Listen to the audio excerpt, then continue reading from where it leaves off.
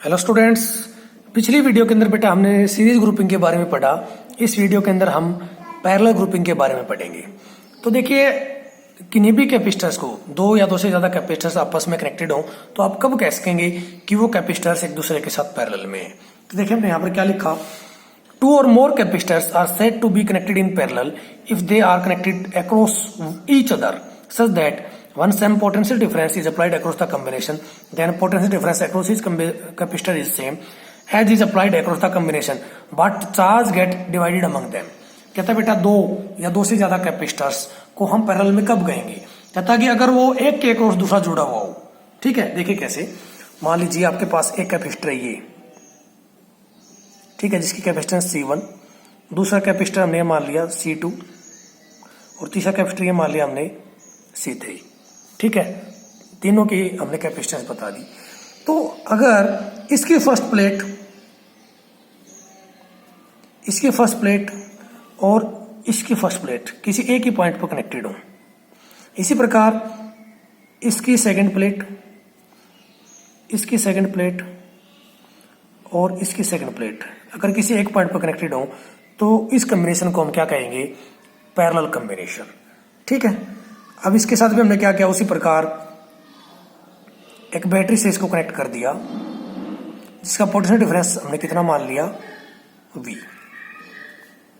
ठीक है, तो देखिए बेटा इस कॉम्बिनेशन की पहचान क्या है। यहां पर पहचान तो हमने आपको बताई कि इन सभी कैपेसिटर्स की फर्स्ट प्लेट किसी एक पॉइंट से कनेक्टेड हो, सभी की सेकंड प्लेट किसी एक पॉइंट से कनेक्टेड हो, तो ऐसे कॉम्बिनेशन को हम पैरेलल कॉम्बिनेशन कहेंगे।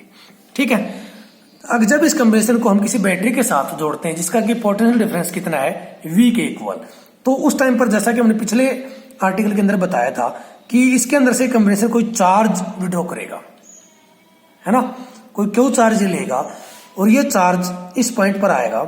इस पॉइंट से ये चार्ज क्या हो जाएगा, तीनों कैपेसिटर्स के अंदर डिस्ट्रीब्यूट हो जाएगा, डिवाइड हो जाएगा। कुछ चार्ज इधर चला जाएगा, कुछ चार्ज इधर चला जाएगा, कुछ चार्ज इधर चला जाएगा। ठीक है, मान लीजिए इधर चार्ज गया कितना, Q1, इधर कितना गया Q2 और इधर कितना गया Q3। ठीक है, तो इसके इस प्लेट पर फर्स्ट कैपेसिटर की फर्स्ट प्लेट पर कितना चार्ज आएगा, Q1।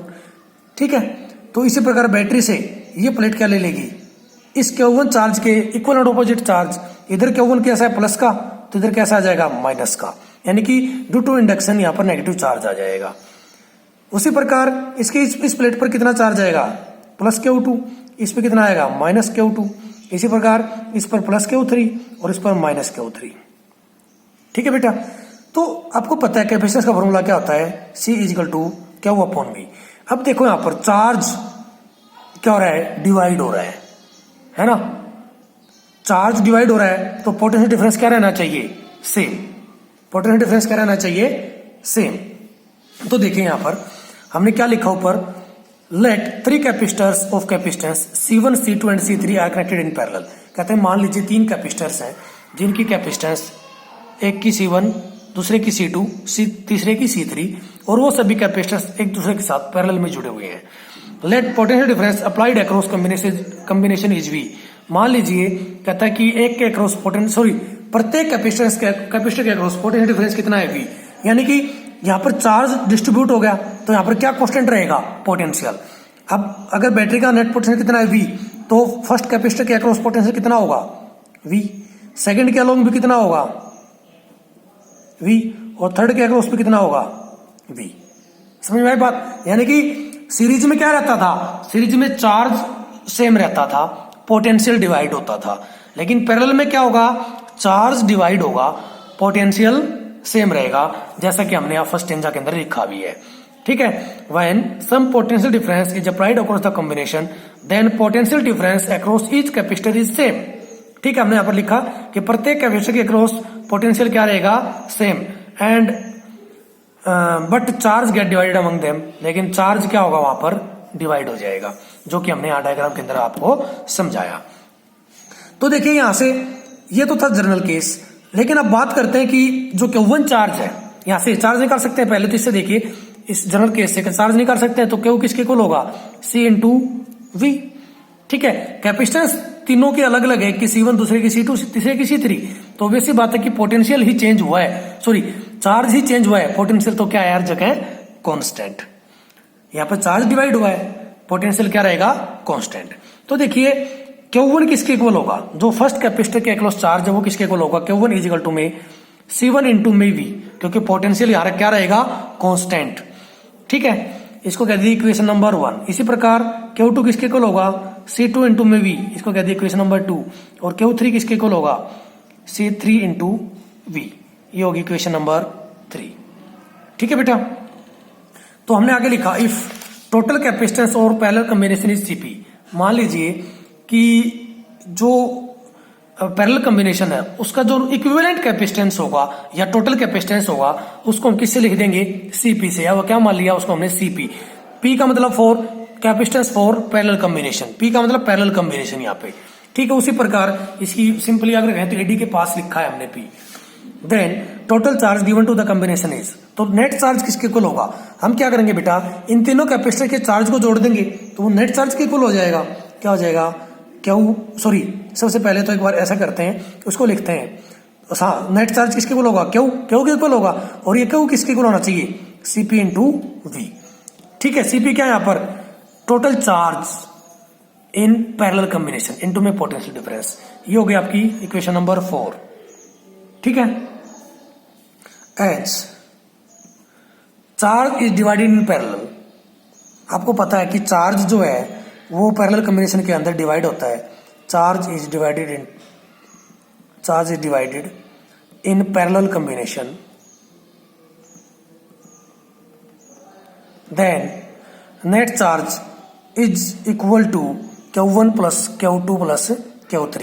उन तीन जितने भी कैपेसिटर वहां जुड़े हुए हैं, चाहे वो 2, 3, 4, 5 कितने भी हो, उन सभी के ऊपर जो चार्ज डिवाइड हुआ है उन सभी के चार्ज को जोड़ देंगे तो किसके इक्वल आ जाएगा, नेट चार्ज के इक्वल आ जाएगा। और नेट चार्ज इससे पिछले रिलेशन में किसके इक्वल था, Cp इंटू वी। Q1 किसके इक्वल था, C1V के। Q2 किसके इक्वल था, C2V के। और Q3 किसके इक्वल था, C3V के इक्वल था। ठीक है बेटा, तो जब ये वैल्यूज पुट करेंगे तो हमने यहां पर लिखा पुटिंग वैल्यूज। जब वैल्यूज पुट करेंगे तो Q किसके इक्वल आएगा, Q की जगह क्या पुट कर देंगे, Cp इंटू वी। और Q1 की जगह C1V प्लस में Q2 की जगह C2V, फिर उसी प्रकार Q3 की जगह C3V। ठीक है, अब यहां से देखिए, यहां से हम V को कॉमन निकाल सकते हैं, तो left side as it is Cp into V is equal to में V बाहर निकाल लेंगे तो क्या आ जाएगा, C1 plus C2 plus C3। ठीक है, इस V से EV कैंसिल आउट, तो कैपेसिटेंस इन पैरेलल कॉम्बिनेशन किसके इक्वल होगा, C1 plus C2 plus C3।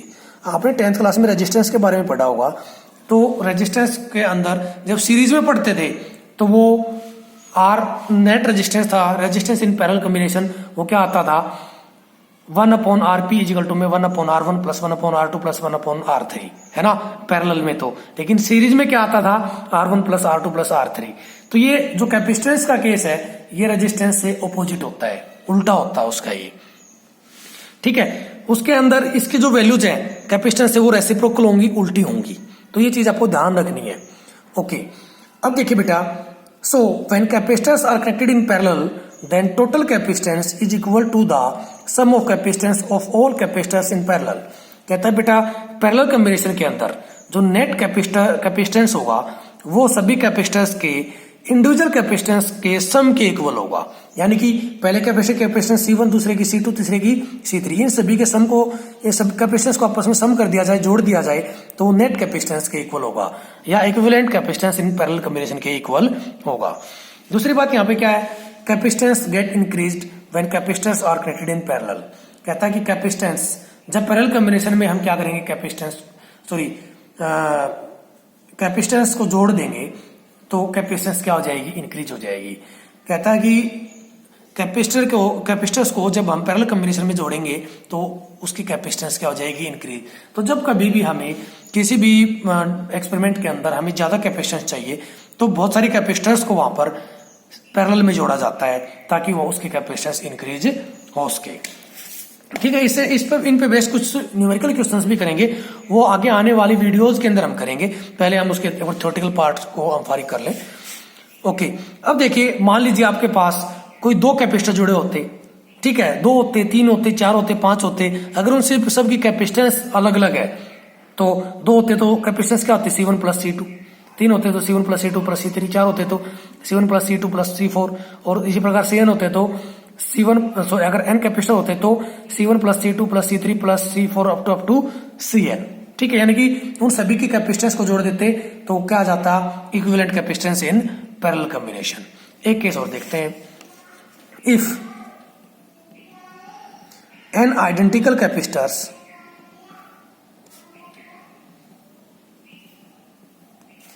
are connected in parallel,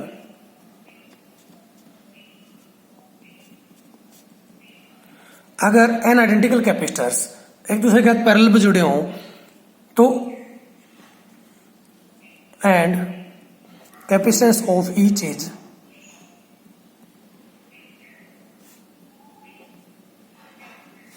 is C, then equivalent capacitance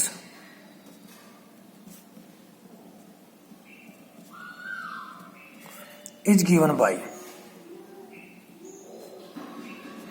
अगर आपके पास n आइडेंटिकल कैपेसिटर हो यानी कि प्रत्येक की कैपेसिटेंस क्या होनी चाहिए, सेम, तो हमने एक की कैपेसिटेंस क्या मान ली, C, तो उन सभी की क्या होगी, C के इक्वल। ठीक है, C प्लस C, तो देखिए इक्विवेलेंट कैपेसिटेंस किसके इक्वल आएगा, सभी कैपेसिटर की कैपेसिटेंस को आपस में जोड़ देंगे, तो यानी कि C plus C plus C plus C plus कब तक, अप टू n टाइम्स। ठीक है, अगर 10 कैपेसिटर आपके पास 10 कैपेसिटर्स हैं और वो अगर किस में जुड़े हो, सारे के सारे पैरेलल में जुड़े हैं, तो उन सभी की कैपेसिटेंस किसके इक्वल होगी, 10C के इक्वल। तो अगर n कैपेसिटर है तो ये किसके इक्वल होगी, NC के इक्वल। ठीक है, तो ये क्या आ गया बेटा, capacitance in parallel combination for n identical capacitors. ठीक है बेटा, तो इस वीडियो के अंदर हमने पैरेलल ग्रुपिंग के बारे में पढ़ा, उम्मीद है समझ आया होगा, अगर नहीं आया तो वीडियो को आप रिपीट करके देख सकते हैं। Thank you very much.